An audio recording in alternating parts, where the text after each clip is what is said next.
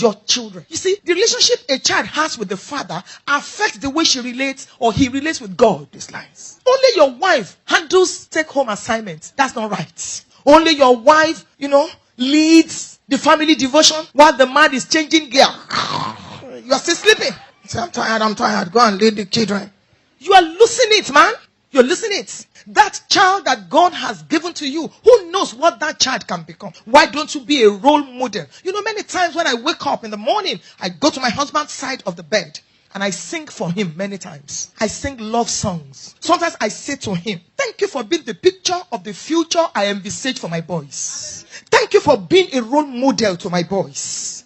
Thank you for not just being a preacher that shouts everywhere and there is nothing at home. Thank you. Thank you so much. Many fathers today, they don't even know how to hug their children. Psychologists say that when you hug teenagers, it helps them. They know how to handle relationships. I went to go and see the governor. I'm going to pastor because your son is hugging you. You don't even have the time. Create time for your sons. If you build houses for them, one day the architectural designs will be outdated.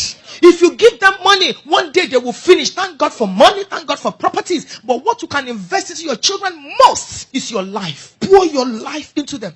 Encourage them. Fathers are for strength. Mothers are for comfort. You must make sure that you give strength to your children so that they can have a glorious future. Look at African leaders today. If they were raised by proper fathers, we won't have the problems and the challenges that we have. Where are the fathers? There are things you don't delegate in life. I'm a very happily married woman. Even the devil in his craziest state knows that I'm happily married. But as close as I am to my husband, there are things he can't do for me. I can't say, hello darling, I'm hungry. Can you go and eat for me? Life is so individualistic in nature that there are things you don't delegate. And as I speak to the fathers, I speak to the mothers too. Some of you, grandmas are the only ones helping you to shape the destinies of your children. Your mother lived her life. She's helping you to live your life. Shame on you. Grandmas are fantastic. I'm looking forward to when I will become a grandma. But excuse me, grandmas are to spoil the children. You are to train the children. Create time for your children. A child is like a plain sheet of paper. It is whatever you write on it that will be written. That is why I encourage women. Stop giving birth to kids every year. Go and do family planning. God says you should subdue. Subdue means plan. Plan means family planning.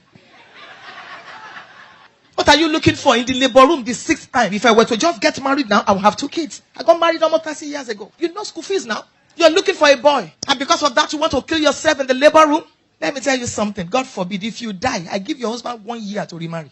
And you know the person your husband will marry? Your PA or your secretary. Now let me shock you. You know what is happening in Nigeria now? They now marry the junior sister. The girl has been living with us for 13 years. The kids are used to her. She's my wife's sister. If you are sitting beside a woman, help me elbow her. Don't die. Oh. Don't die. Don't kill yourself because you are looking for a boy or you are looking for a girl. God forbid.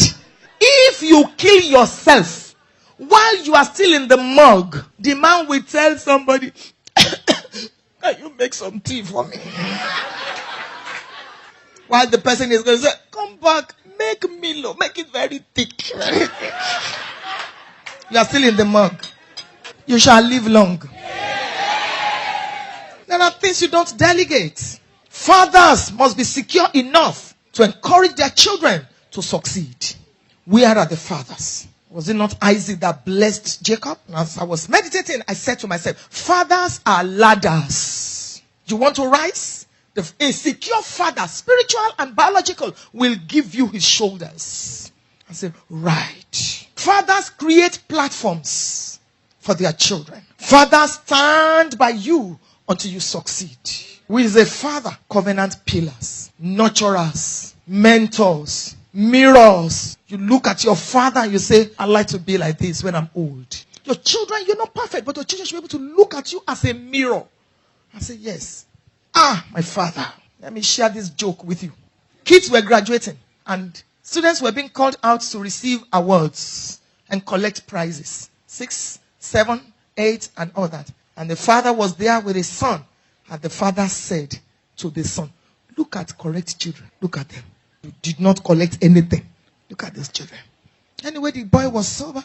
After the prize giving service or whatever, they were on their way home. No car, both of them stood and They were trying to wave down what you call Okada in Nigeria, motorcycle.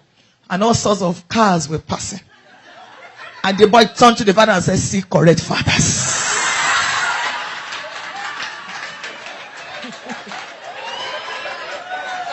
See, correct fathers. Develop a relationship with your children from which that investment you will enjoy and pull out. From which life will pay you tribute when you are old. I have many fathers in Africa that are suffering, sinking, smelling in one dark room because when they should be taking care of their children, they were not there. Particularly polygamists.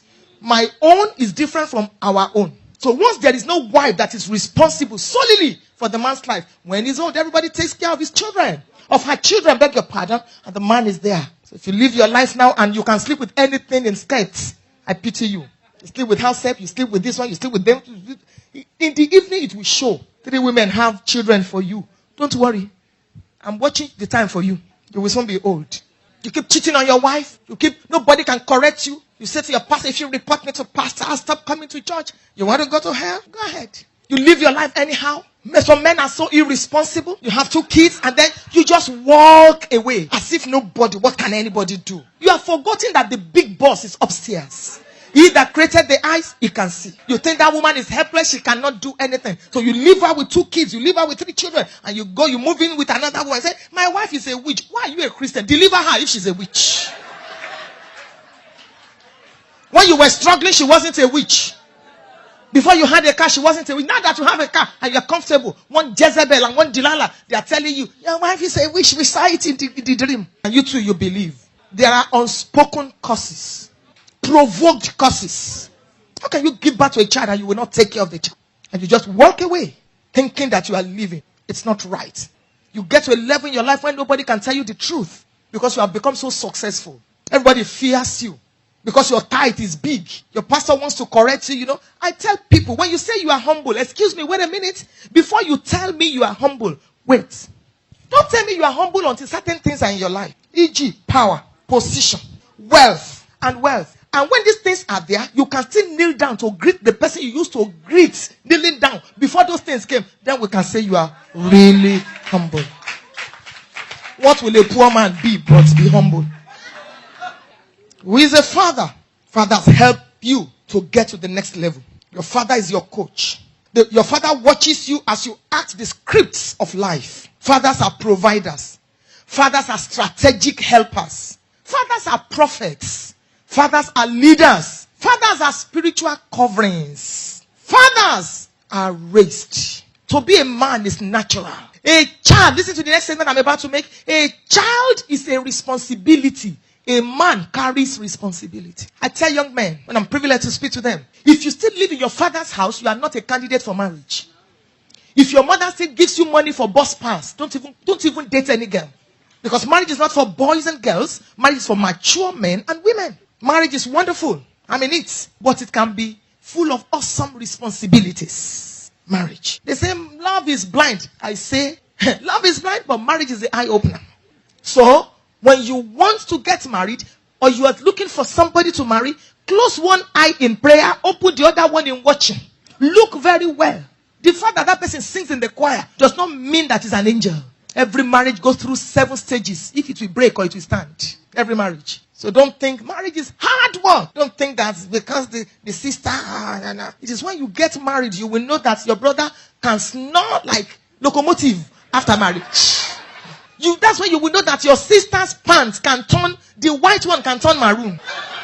That's when you will know that. Is she this disorganized? Marriage. After the honeymoon, you will see what we call normal life stage. Your eyes will open, bam. Yes. This is it. And you can't go out except you don't want to go to heaven. Where are the fathers? You must be a father at home.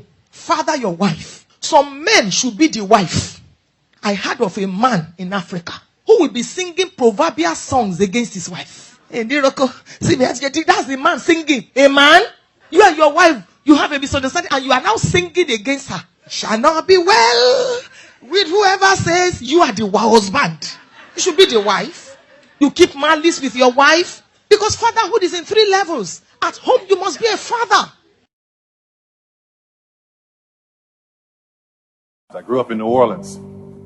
My mother worked as a daycare assistant at the Jewish Community Center. The man that I was told was my father was a carpenter and a functional alcoholic. He was abusive to my mother and I. Not more than a baby herself, when she married this man, she tried her best to protect me from him. But with no life skills of her own, she did what she knew how to do. Friday was payday for him, so he would come home happy. But that was short-lived. He would go out and return a few hours later drunk and angry, yelling and fighting her. As I look back over my life, there were many people that had a hand in shining light into my darkness when I was growing up. I had just started junior high school, and in order for me to get to high school, I had to walk through the drug dealers, literally step over the and the drug addicts, walk through a graveyard, then in the next block past gang members, and then go through the projects, and then come to a 6-lane intersection, and it was always busy, but just beyond that was the school. Well, one day as I'm approaching this intersection, I hear this voice saying, "Will someone help me cross?" He was in a suit. He had a cooler in a hand and a folded lawn chair in one hand and his cane in the other. "Will someone help me cross?" he said. People kept ignoring him, walking past him with their busy lives. We were poor, but we were busy. I don't know why poor people are so busy. I said, "I'll help you," in my 13-year-old changing voice. He said, "Well, thank you, son. May I have your shoulder?" I said, "Yes, sir." He said, "Don't trick me now." I said, "No, sir, I won't." We crossed the street. I asked him where he was going. He told me that he was going to my school to sell praline candies to the kids. So I helped him to the school, and he said thank you, and he told me that God would bless me for my kindness. He and I became friends. We took that walk every day. I came out of school one afternoon, and there he was sitting outside in that lawn chair selling praline candies, 25 cents. And I saw one of the kids try to buy candy, right? And they gave Mr. Butler $1, and they told him it was a $5 bill. I stepped in and I said, "Mr. Butler, this is a scam." Needless to say, I had a lot of enemies at that school. But it didn't matter. I was glad to do it. You see, Mr. Butler was one of the first men in my life to see me. And what made it all the more special is that he was blind.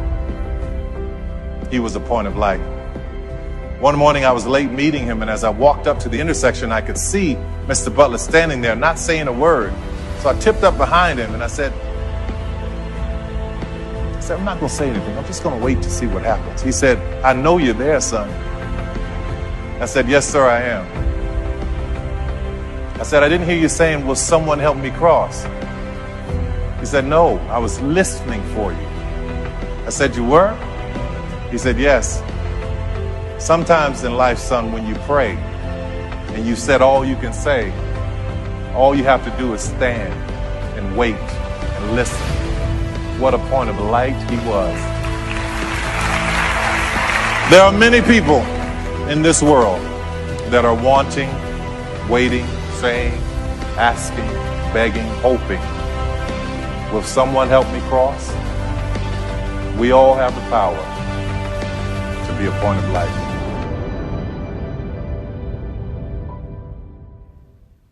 Very pungent lesson here. Please subscribe and like and share the videos. Thank you for watching. Bye.